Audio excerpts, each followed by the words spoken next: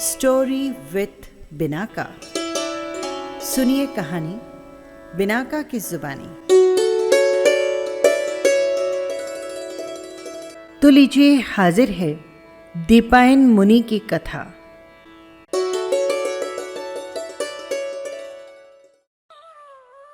सौरठ देश में द्वारका प्रसिद्ध नगरी है। नेमिनाथ भगवान का जन्म यहीं हुआ। इसी कारण ये धरती बड़ी पवित्र समझी जाती है। जिस समय ये कथा लिखी गई थी, उस समय द्वारिका का राज्य नवमे बलभद्र और वासुदेव करते थे। एक दिन ये दोनों राजेश्वर गिरनार पर्वत पर नेमिनाथ भगवान की पूजा करने गए।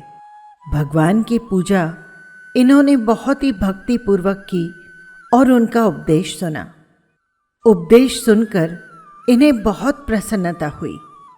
इसके बाद बलभद्र ने भगवान से पूछा, हे केवल ज्ञान रूपी नेत्रों के धारक, हे तीन जगत के स्वामी, हे करुणा के समुद्र और हे लोकालोक के प्रकाशक, कृपा कर कहिए कि वासुदेव को पुण्य से जो संपत्ति प्राप्त है वो कितने समय तक ठहरेगी।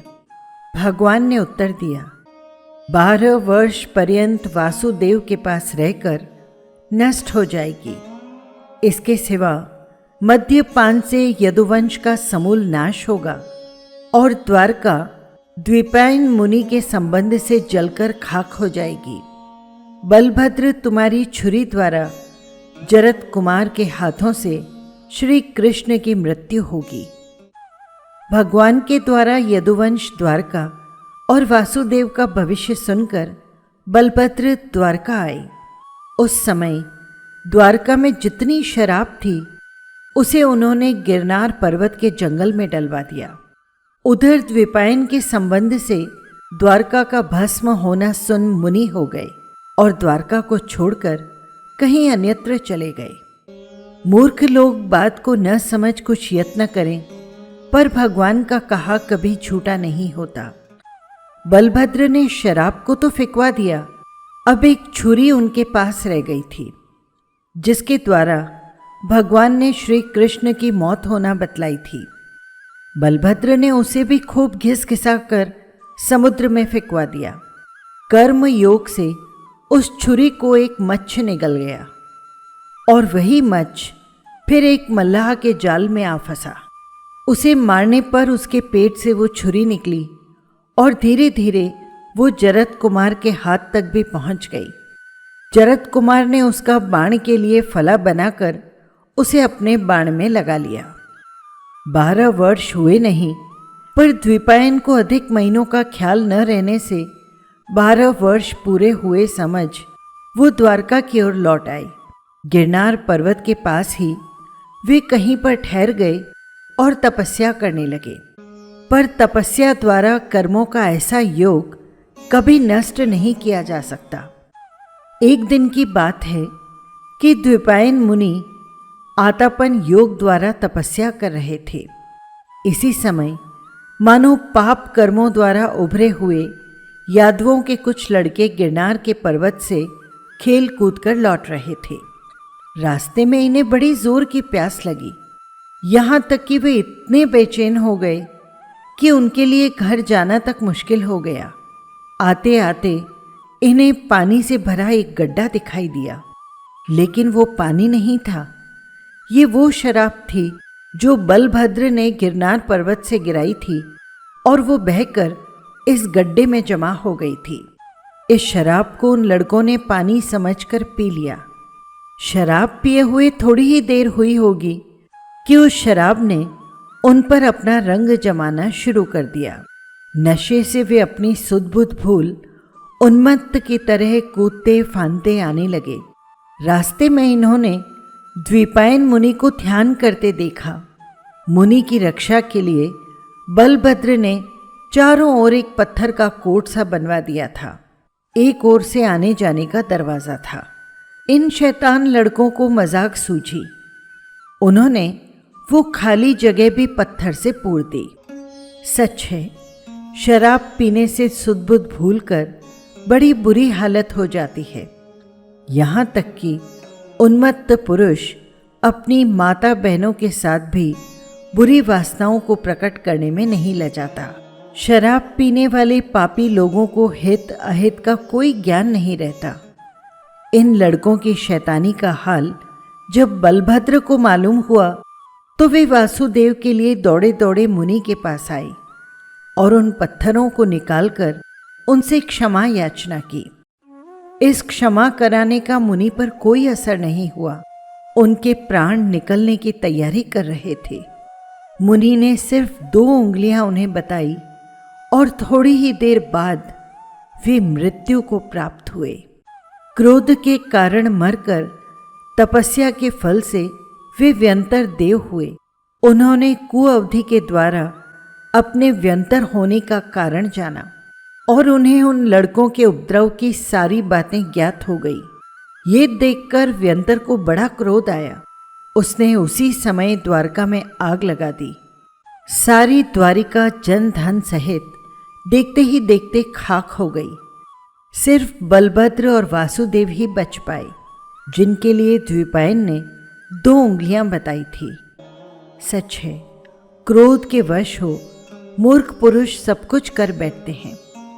इसीलिए भव्य जनों को शांति लाभ के लिए क्रोध को कभी अपने पास नहीं फटकने देना चाहिए।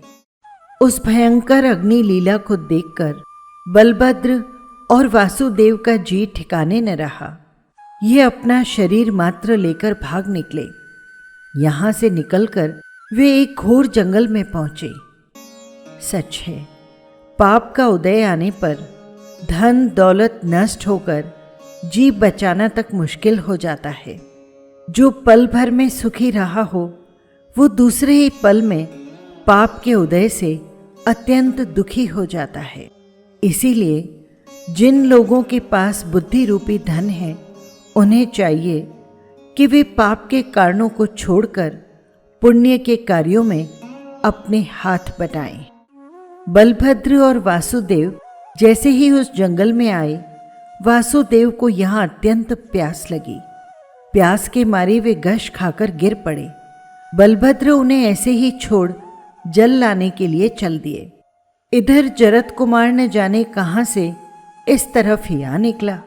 उसने श्री कृष्ण को हरिण के भ्रम से बाण के द्वारा बेध दिया, पर जब उसने आकर देखा कि वो हरिण नहीं किंतु श्री कृष्ण हैं, तब तो उसके दुख का कोई पार ही न रहा। पर अब वो कुछ करने धरने को लाचार था। वो बलभद्र के भय से फिर उसी समय वहां से भाग लिया। इधर बलभद्र जब पानी लेकर लौटे और उन्होंने श्री कृष्ण की ये दशा देखी तो उन्हें जो दुख हुआ वो बताया नहीं जा सकता।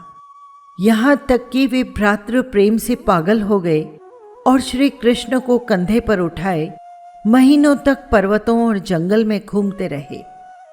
बलभद्र की ये हालत देख उनके पूर्व जन्म के एक मित्र देव को बहुत खेद हुआ। उसने आकर इन्हें समझा बुझाकर शांत किया और उनके भाई का दाह संस्कार करवाया। सारे संस्कार कर जैसे ही वे निवृत्त हुए, उन्हें संसार की दशा पर बड़ा वैराग्य हुआ। वे उसी समय सब दुख शोक माया ममता छोड़कर योगी हो गए। उन्होंने फिर पर्वतों पर खूब दुस्सह तप किया। अंत में धर्म ध्यान सहित मरण कर ये महेंद्र स्वर्ग में देव हुए। वहां पर वे प्रतिदिन नित नए और मूल्यवान सुंदर सुंदर वस्त्र पहनते। अनेक देव देवी उनकी आज्ञा में सदा हाजिर रहते। नाना प्रकार के उत्तम से उत्तम स्वर्गीय भोगों को वे भोगते। विमान द्वारा कैलाश समेत शिखर हिमालय गिरनार इन सभी पर्वतों की यात्रा करते और विधेय क्षेत्र में जाकर साक्षात जिन भगवान की पूजा करते। मतलब ये कि पुण्य के उदय से उन्हें सब कुछ सुख प्राप्त है और वे आनंद और उत्सव के साथ अपना समय बिताते हैं। बस यही थी कहानी। आपको कैसी लगी कमेंट बॉक्स में ज़रूर लिखिएगा। और हाँ, यदि आपने चैनल को सब्सक्राइब नहीं किया है तो कर लीजिएगा, जिससे हर कहानी सीधे पहुंच सके आप तक। फिर मिलेंगे किसी नई कहानी के साथ। जय जिनेंद्र।